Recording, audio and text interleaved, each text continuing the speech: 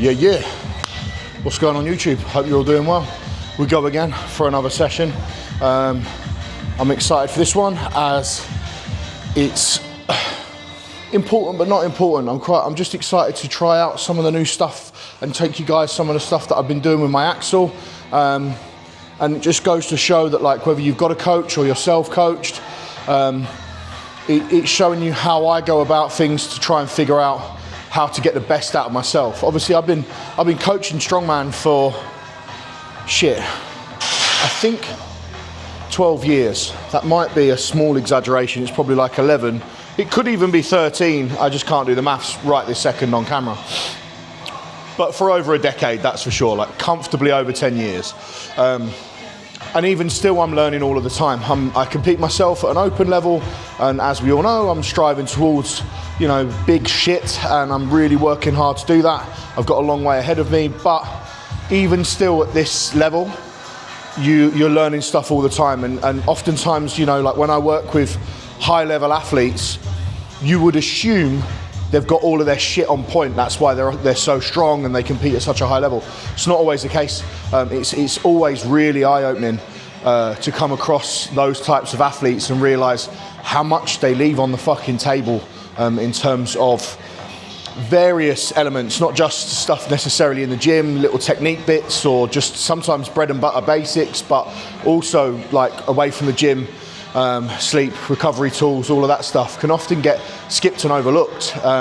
You know, these guys and girls are just like super talented and work hard, and then I then come in and go, oh bro, do this, and this. Let's fine tune this. Let's, you know, dial in a little bit more of that technique on there, firm your lockouts on the deadlift or whatever it may be, and then all of a sudden, bosh, we got all these results.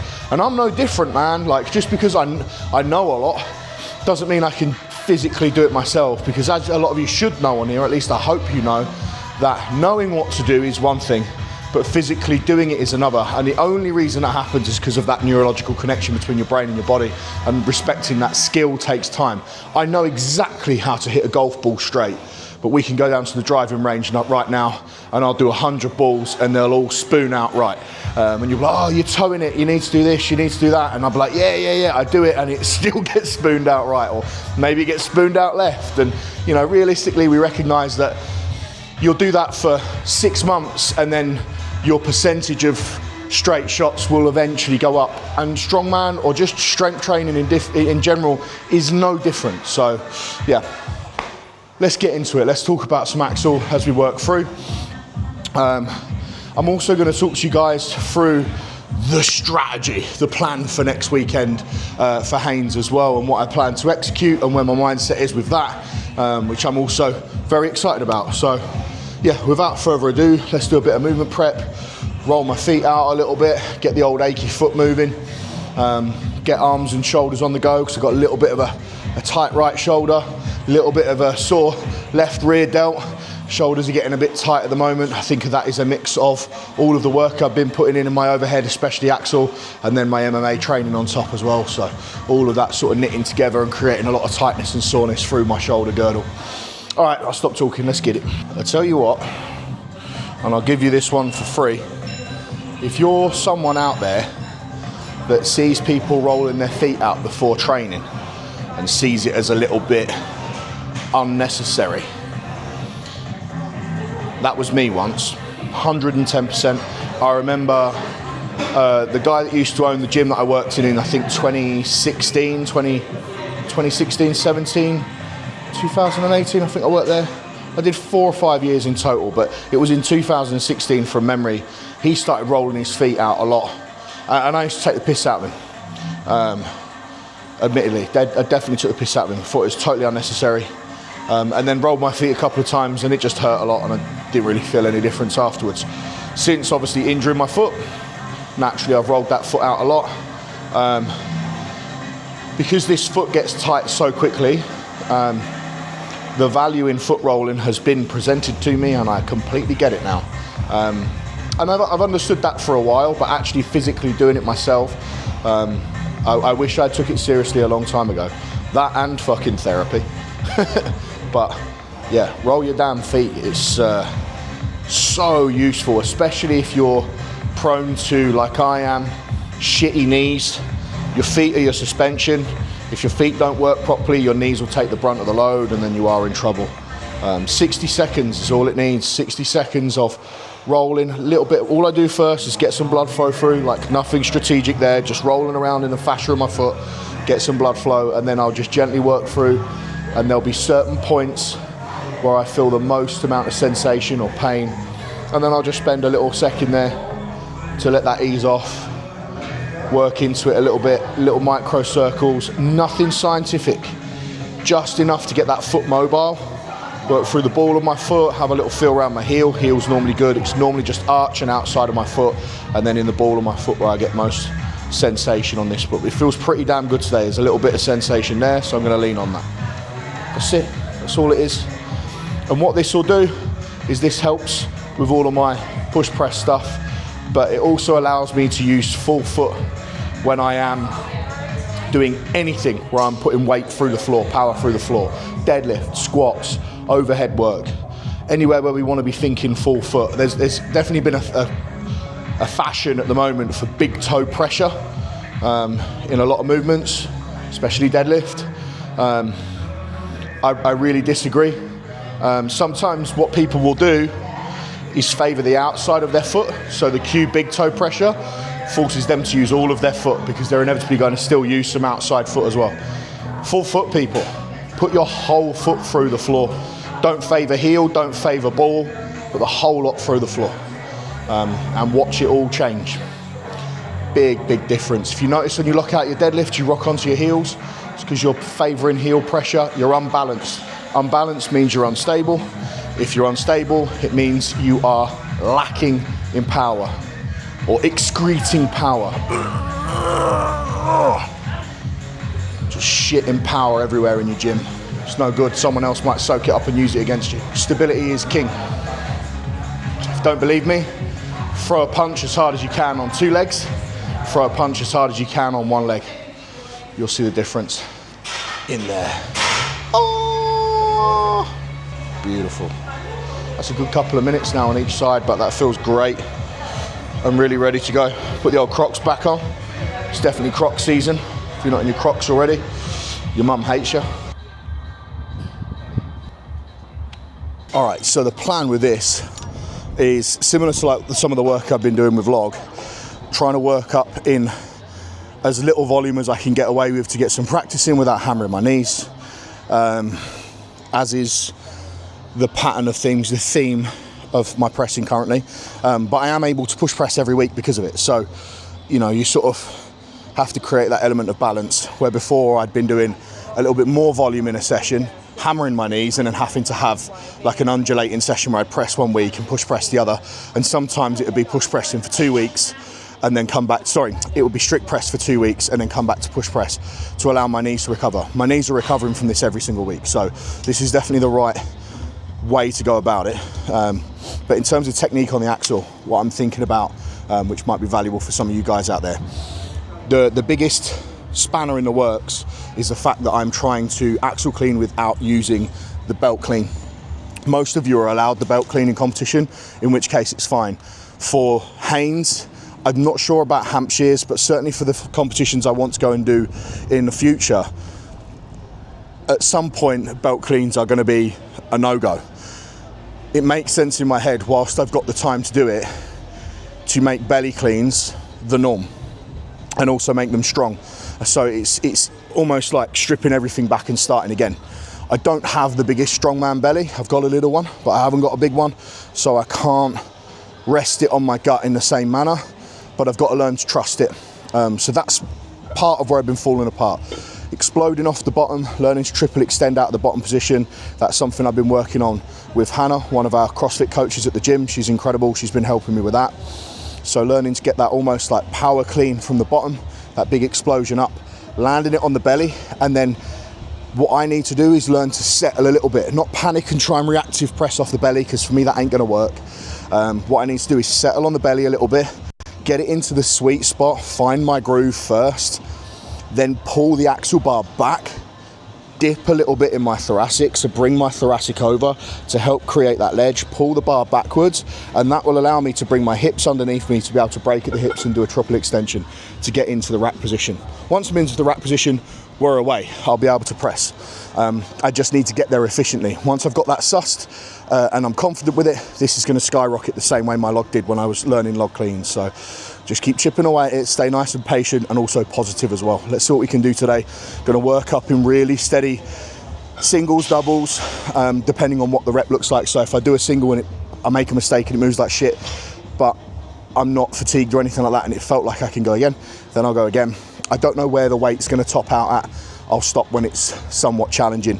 Could be 100 kilos, could be 110, could be 130. I don't know, and I don't really care. I don't have a number in mind. I'm just focusing on the discipline of the work itself. Let's see what we can do.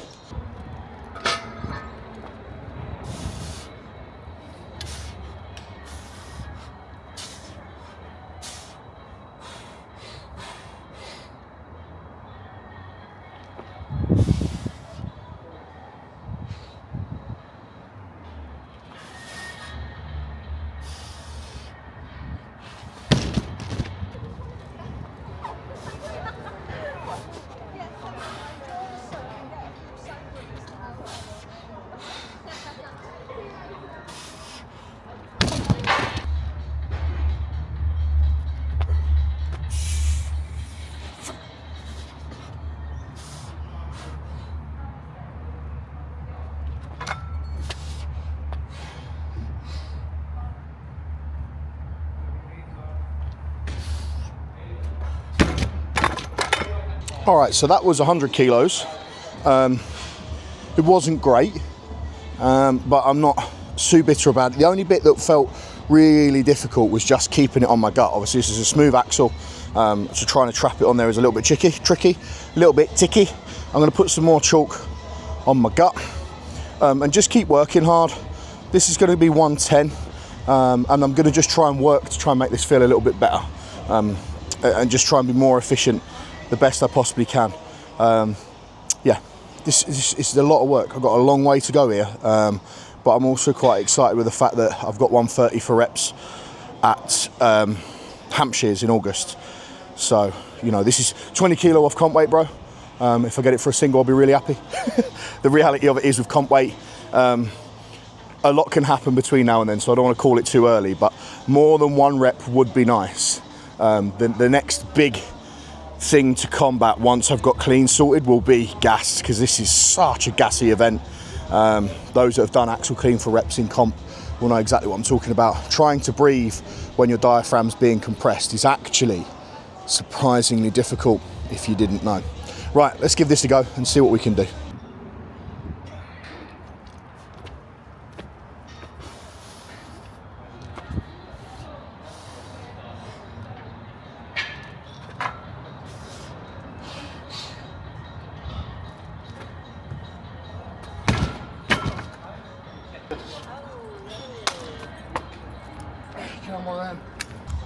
All right, motherfuckers. 120 kilos is loaded.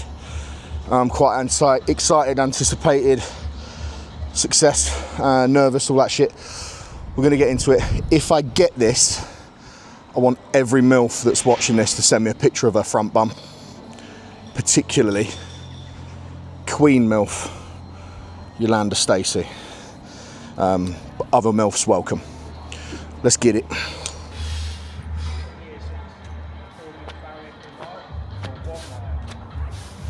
Nice and tight, press yourself. Yes.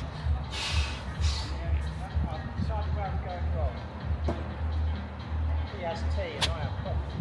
There it is.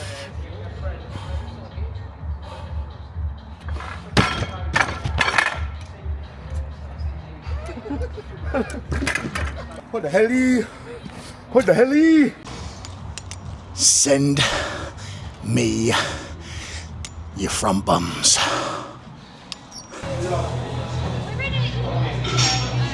All right, into a bit of strict barbell.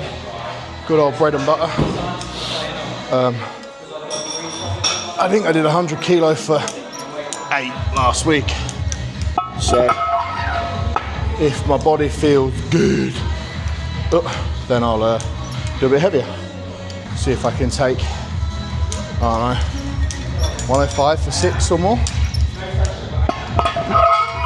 how we get on. So I'll take, this is 60, I'll take that for 10, then I'll do 80 for 8, and then I'll load 105 if 80 feels good. Creepier, CR33PIA. Rather weird female vocalist, screamy with lots of bass.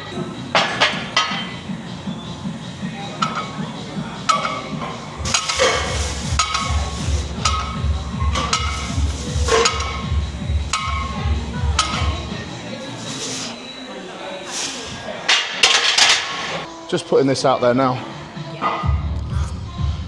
This creepier music that I'm listening to. For any females wanting to feel empowered that like a guitar, do it. Listen to it.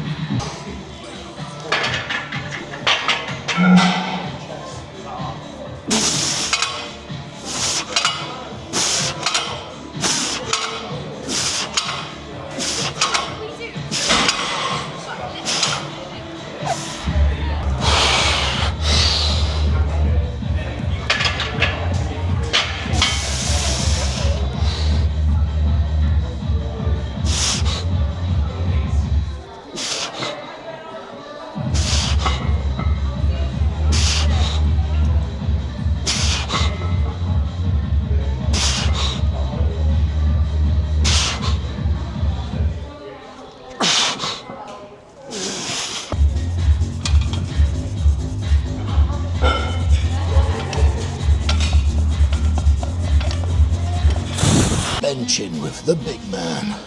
I literally went there. More like it.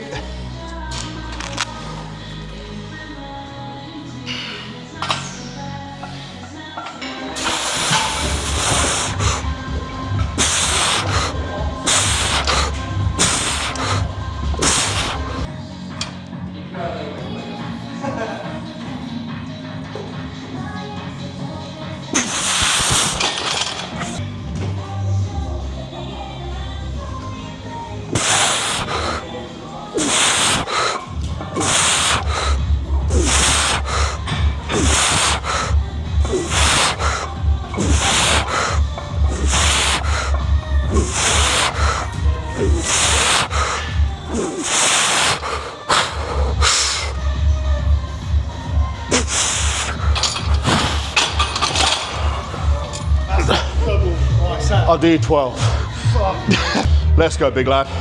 Do you want to lift off? No, I'm good. Let's go then, big one.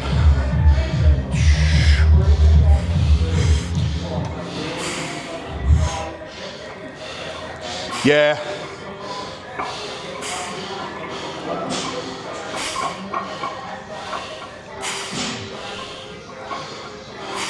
Easy work. Good lad. That's nice, Josh. That's nice. Session done. That was a good one. Nice and steady. Nice to muck in another play on the bench with Josh. Just making sure, most importantly, that I leave reps in the tank. So obviously that movement's fairly new. Haven't done bench press in a long time. So don't want to be hammering myself on that. I imagine I'll probably have a little bit of a tight chest from that tomorrow. But not too bad, as I'm sure you saw. Pulls the last rep, nice and comfortable. That was 12 reps on 150, which ain't bad, considering I haven't benched in a little while. Doubling Josh's reps as well, I might add. Sorry, Josh, mate. I mean, Josh is better at me at just about everything else, so I'm allowed one thing. I've got to be allowed one thing. So yeah, no, that was cool. Really enjoyed that. Really happy with the axle progress. Loads of confidence off the back of that. So I'm going to be talking now about the plan for Haynes Farm, which might come as a surprise given the way things are going. And it's not to pull out, don't worry. We're not pulling out, we're leaving it in. Right. Haynes Farm plan. So we have the deadlift first, where I'm now, it's so cool with the way things have gone with that. I can now put my original plan in place, which is to open with 280, second attempt 300, and then I've put a weight flex on my third attempt between 310 and 330, all based off how 300 moves and feels. We'll go from there. Log into axle. I'm going to press the log, and then I'm going to leave the axle alone and preserve energy and knee health. Simple as that. So there's absolutely no point me trying to muscle up a 145 axle, risking injury. After today, I think before today, the chances of me doing a 145 axle was minus 1,000. After today, the chances of me doing a 145 axle are maybe 5 to 10%, and that's still not enough for me to warrant taking the risk. I know a lot of people will probably think, fuck it, man, YOLO it, this, that, and the other. My strategy there is that I think a lot of people will try the 145 axle and potentially miss it and waste a ton of energy. That's what I'm banking on. They'll get the same points as me, but I'm just not willing to commit to that right now. If I was 8 to 10 weeks out, having just done that 120 axle and discovered what I've discovered, then I'd probably have a little bit more confidence going into that. But it's not that I'm just being a pussy. I'm being smart as well. I think that's the logical way to do it. Then we go into the tractor pull. The tractor pull, where I've just written, time is irrelevant. Focus on a good start position and just work to maximum capacity. No pressure on outcome. A fast, smooth run. Because the way that truck pulls work, there's so much variable to them that you can't be like, oh, the fastest I've ever pulled such and such, or 8 ton or 10 ton or whatever it is in however many seconds. It's kind of irrelevant because it only takes a lump in the floor to change that whole thing completely, or the PSI in the tyres of the vehicle being slightly less, and all of a sudden it's kind of irrelevant. So we don't worry about that too much with truck pulls. We just get into a good position, get a good start, and then open the taps on it and just see where that ends up. That'll be the same for Boston's as well when I do that one, and of course this weekend. Then it goes to the mystery event, and I've just written, enjoy it, send it. So whatever it is, we're going to send it. Simple as that. Unless it's something push pressy and really knee heavy, and then I might end up being a little bit more reserved. We'll see. And then finally, the keg run. The goal on the kegs is just quite simply to load all 4 kegs. And the rest is history. Where that will put me on the day, we shall see. Who cares? Let's just go and have a really good time and enjoy it. So I've got 2 more training sessions to do. I've got a keg run to do. Ow, I'm being bit by a mosquito on my shin. Ow, ow, ow. I have a keg run to do tomorrow, and then I'm going to train biceps and triceps tomorrow. I've left them off today because I don't really want sore biceps going into kegs tomorrow. I feel like that's going to be a bad idea, so I'm going to leave them alone and train them tomorrow. Actually, let's think logically. Do we want sore biceps before truck pull on Sunday? Hell no. So I'll just do triceps tomorrow and leave the biceps, and I'll probably tag some biceps on Monday, and that'll do me. And then a little bit of movement perhaps on Wednesday, Thursday, just to knock off some tightness and soreness and open up the hips, and then we're done. So that is the plan. I'm glad I said that out loud, because training biceps tomorrow would have been a terrible idea, as would have training them today. So glad I've left them out. That means we can go into the keg run tomorrow. Keg run tomorrow is going to be an interesting one. I've got a session at 11 with Alexandra, and then Harry's coming in around midday to do his pull and grip session, I think. So I'm quite looking forward to seeing him and catching up. With the keg run, I'm going to go quite heavy, but the heaviest keg I have is 100 kilo. So I'm going to use 1 keg and 3 sandbags. Pray for me. Hopefully, if I just pace it well, I'll get all of them up. Worry not too much about sprinting backwards and actually focus on moving well with the sandbags and getting good picks. So fingers crossed for that tomorrow. That'll be literally all I train tomorrow, alongside a bit of tricep work, and then truck pull on Sunday. So yeah, happy with today's session. Thank you so much for those of you that have been following along. I'm so glad things are finishing up on a positive, and the goal now is to continue being so positive that whatever the outcome of Haynes, I'm still a happy bunny afterwards. And that's the idea: is win, lose, draw, you know, have a good time, enjoy it, and come away having had a really fun day around good people, and that's the goal. So, as well as obviously the plan there, try and execute that to my best of my ability. Till next time, guys. Peace, love, and cake.